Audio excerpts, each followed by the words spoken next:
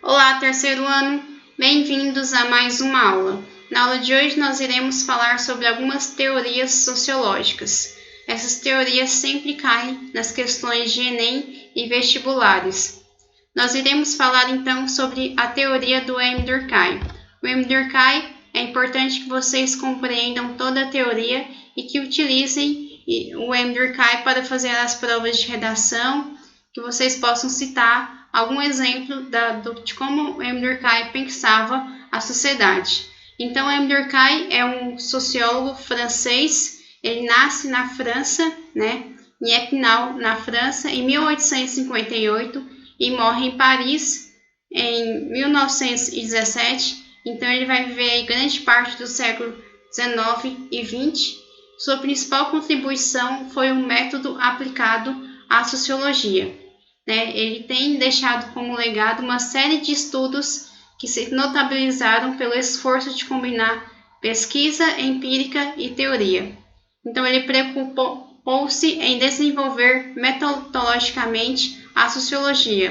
M. Durkheim que vai levar a sociologia a primeira vez nas universidades, que ele vai levar a sociologia enquanto disciplina científica, enquanto disciplina acadêmica. Então, ele procurou desenvolver metodologicamente a sociologia. M. Durkheim vai dizer que o sociólogo deve estudar o seu objeto de estudo como uma coisa que é algo distante a você, algo que você deve manter a neutralidade. Assim, você não vai sofrer influência do senso comum.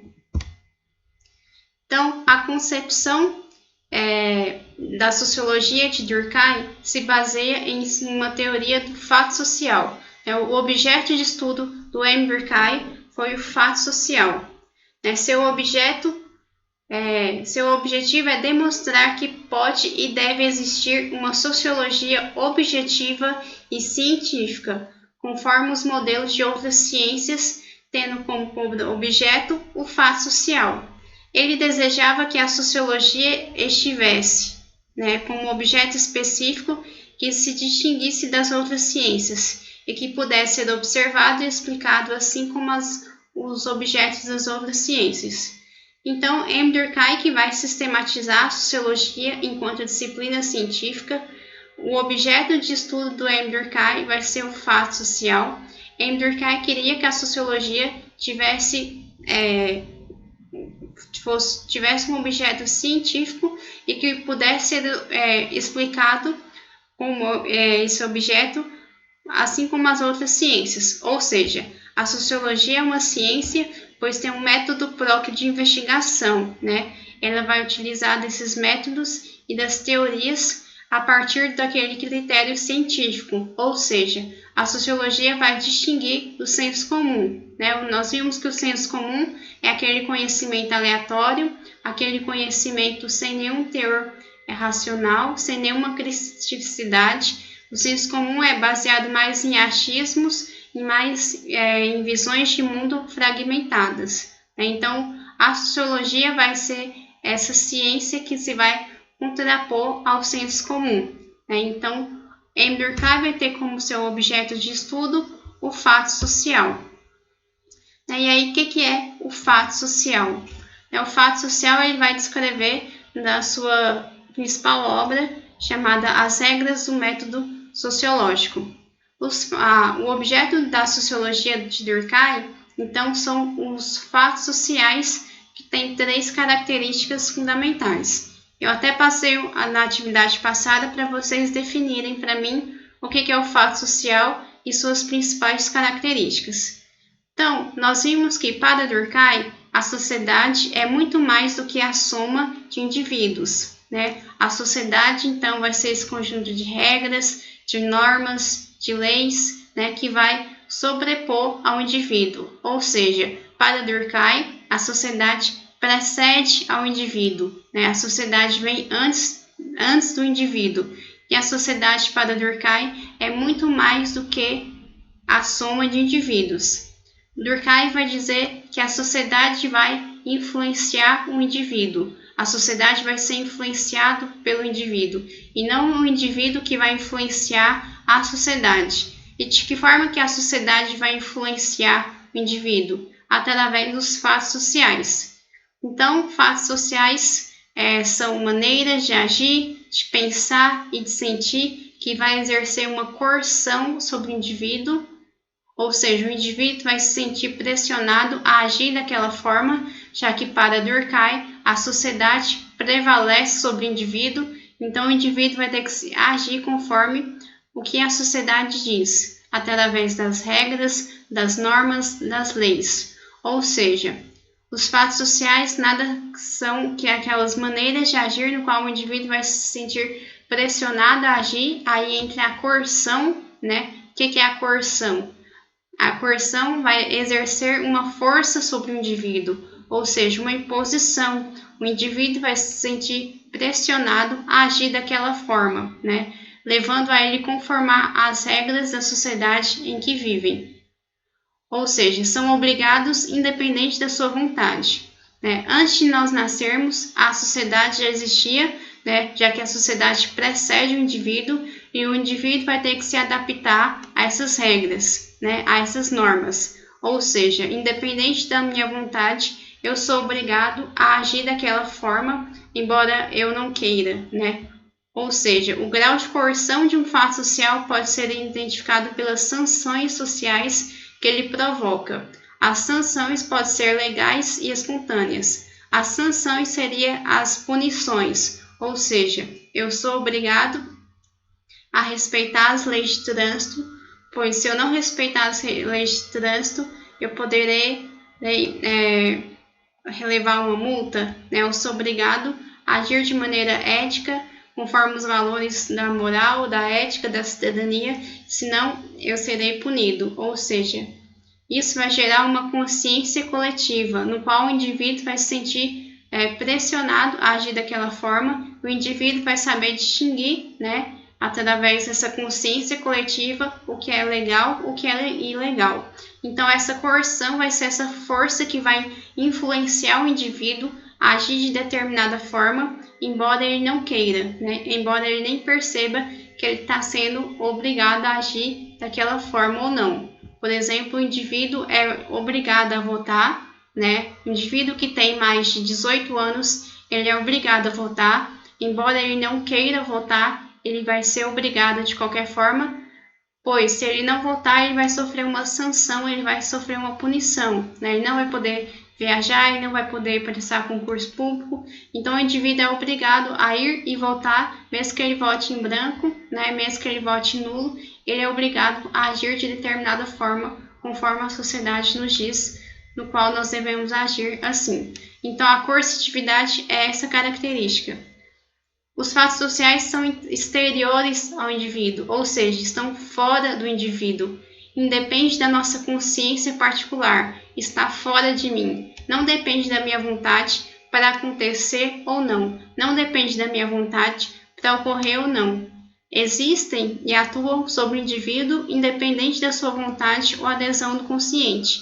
Ou seja, são exteriores porque é algo fora de mim, que não depende da minha vontade para acontecer ou não.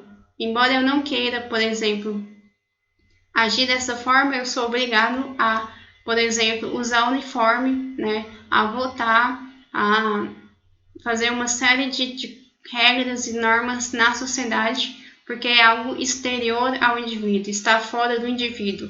E a característica da generalidade, a generalidade é social, todo fato que é geral, ou seja, é comum a todos os indivíduos, né, independente da vontade dele. Isto é, se repete em todos os indivíduos, pelo menos na maioria deles. Ou seja, o fato social é justamente aquilo que Durkheim vai dizer que a sociedade precede o indivíduo, a sociedade vem antes do indivíduo e a sociedade prevalece sobre o indivíduo. É a sociedade que vai influenciar o indivíduo e não ao contrário. Então, o indivíduo vai ter que se adaptar a essa sociedade, né? Se adaptar a essa sociedade que, para Durkheim, é muito mais do que a soma de indivíduos. Então, a sociedade é esse conjunto de normas, regras, leis, e aí ele vai definir o fato social, que vai ser maneira de agir, pensar e sentir, que exerce uma coerção.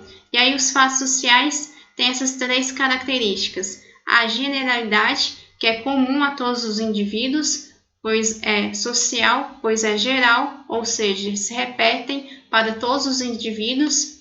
A exterioridade, que é algo que está fora de mim, que não depende da minha vontade para acontecer ou não, né, da minha consciência individual. E a coercitividade, no qual o indivíduo vai se sentir pressionado a agir daquela forma, sob pena de sofrer uma sanção, sob pena de sofrer uma punição. Então, esse é um tema muito importante, né? É o básico do Andrew Durkheim, no qual vocês podem utilizar esses conceitos, esses termos e essa maneira que Durkheim pensa sobre a sociedade para vocês colocarem na redação, né? Dizer que a sociedade que vai influenciar o indivíduo, citando que quem diz isso é o Andrew Durkheim, já que outros sociólogos vão pensar de maneira diferente.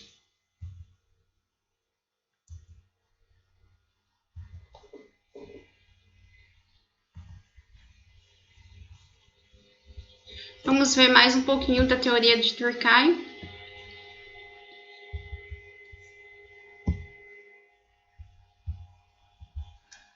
Vamos ver, então, para complementar, o que é essa consciência coletiva, que é muito importante para o pensamento de Durkheim. A consciência coletiva vai ser um conjunto de crenças e de sentimentos comuns à média dos membros de uma sociedade que já forma um sistema determinado com vida própria. Lembrando que, para Durkheim, a sociedade tem vida própria, né? Que ela existe independente do indivíduo, né? Independente dos seres viventes da sociedade. A sociedade, para Durkheim, então, vai ter vida própria. A sociedade, então, para Durkheim, vai ter uma consciência, né? Que vai ter uma crença de sentimentos comuns que vai fazer com que a média da sociedade, né? A maior parte dos indivíduos vão pensar mais ou menos de maneira igual. Vão fazer com que a maior parte da sociedade vai saber distinguir o certo do errado, pois antes do indivíduo nascer, a sociedade já existia e o indivíduo, ao nascer, vai ter que se adaptar a essa sociedade, né, através dos fatos sociais. Por exemplo, a escola, a educação é um fato social, né? O indivíduo já aprende desde a infância o que é o certo, o que é o errado, o que pode e o que não pode. E a consciência coletiva vai ser esse conjunto de crenças e sentimentos comuns à maior parte da população, né, que vai pensar mais ou menos da mesma forma, né? Nós sabemos, por exemplo, que roubar é errado, que matar é errado, e quando nós vemos alguma pessoa fazendo essa atitude, nós sabemos distinguir que isso é algo errado, e algumas pessoas querem fazer a justiça com as próprias mãos, né? Junta várias pessoas e querem fazer a justiça com as próprias mãos. Ou seja, essa é a consciência coletiva, né, da maior parte da população que percebe e sabe e pensa mais ou menos da mesma forma. Então, a consciência coletiva é diferente da consciência particular dos indivíduos e não corresponde à soma dessas. A consciência coletiva não quer dizer a consciência particular, né? Dessa forma, a consciência coletiva é própria da sociedade. Então, para Durkheim, a consciência coletiva é da sociedade, já que para Durkheim, a sociedade é um organismo vivo, né, com vida própria. Dessa forma, a consciência coletiva, né, vai ser a sociedade. O que seria, então, essa consciência coletiva? São as crenças, os costumes, as ideias, que todos vivem em um mesmo grupo, compartilhando um com os outros. Então, a consciência coletiva seria os costumes, as crenças, as ideias. A consciência coletiva é adquirida mediante os processos de socialização, aos quais somos submetidos ao longo da nossa sociedade, como, por exemplo, a educação, né? O indivíduo nasce, ele vai para a escola e na escola ele socializa, né? Ele aprende uma série de coisas, além do português, da matemática, ele aprende a distinguir o certo e o errado, ele aprende uma série de costumes, de padrão, de comportamento, né? Em casa também nós aprendemos como se comportar, né? Através da cultura. Então, isso tudo faz parte da consciência coletiva, né? E também vai se dar também pelos fatos sociais, como é de garfo e faca, né? E quando você vê na nossa sociedade alguma pessoa comendo com as mãos, as pessoas já rotulam a outra, né? Que isso é algo impuro, que é algo errado. Ou seja, a consciência coletiva vai gerar o padrão social, né? A forma padronizada que é adquirida pelos processos de socialização, seja na escola, seja na família, seja no trabalho. Isso também vai se dar através dos fatos sociais, né, no qual o indivíduo vai agir daquela forma, independente de que ele queira ou não. Vamos ver o que é a consciência individual. Consciência individual é aquilo que o próprio indivíduo faz diferente dos demais. São crenças, hábitos, pensamentos, vontades que não são compartilhados pela coletividade, mas que são especificamente individuais. Nós agimos muito mais pela consciência coletiva do que pela consciência individual, pois nós seguimos muito mais regras e padrões de comportamento, mas também nós somos guiados pela consciência individual, né? Através dos nossos hábitos, mas quando nós estamos no coletivo, nós agimos mais pela consciência coletiva, né? Pode-se perceber que quando você está na rua, você age diferente de que quando você está em casa. Vamos ver aqui as regras do método sociológico. As regras do método sociológico estuda o fato social como uma coisa. Como eu disse, M. Durkheim vai querer que seja necessário que nós devemos estudar o fato social como uma coisa. Como assim uma coisa? Os fenômenos podem ser observados e medidos de forma objetiva, a questão da neutralidade científica. Ou seja, nós devemos estudar o fato social como uma coisa, algo que é externo a nós, algo que está distante a nós, né? Algo como se fosse um objeto, para que nós mantenhamos a neutralidade científica e para que então o senso comum não influencie no seu objeto de estudo. Então, para Durkheim, o pesquisador deve manter uma distância de seu objeto de estudo, né? Por isso que deve separar entre o objeto de estudo, né? Esse objeto deve ser coisa e o estudo. Por exemplo, o crime e o criminoso. Deve se manter um distanciamento entre o objeto de estudo e aquilo que é estudado.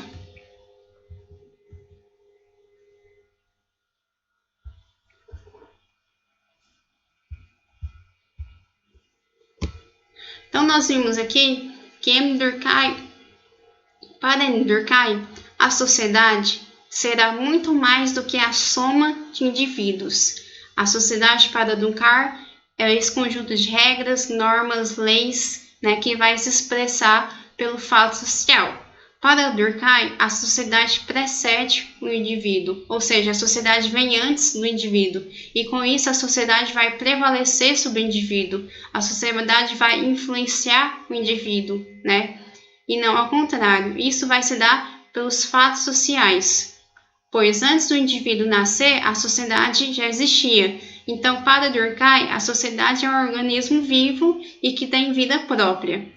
Durkheim vai ter como seu objeto de estudo os fatos sociais. Os fatos sociais, então, são maneiras de agir, pensar e sentir que exercem uma coerção sobre o indivíduo, embora ele não perceba. Então, os fatos sociais terão 3 características: a generalidade, que é comum a todos os indivíduos, né, que é passado de geração a geração; a exterioridade, que é algo fora dele, independe da sua vontade, né, o indivíduo é fora do indivíduo, já que a sociedade, para Durkheim, é um organismo vivo, com vida própria, que independe da vontade do indivíduo; e a coercitividade, no qual o indivíduo vai se sentir obrigado a agir de determinada forma para não sofrer uma coerção, para não sofrer uma punição.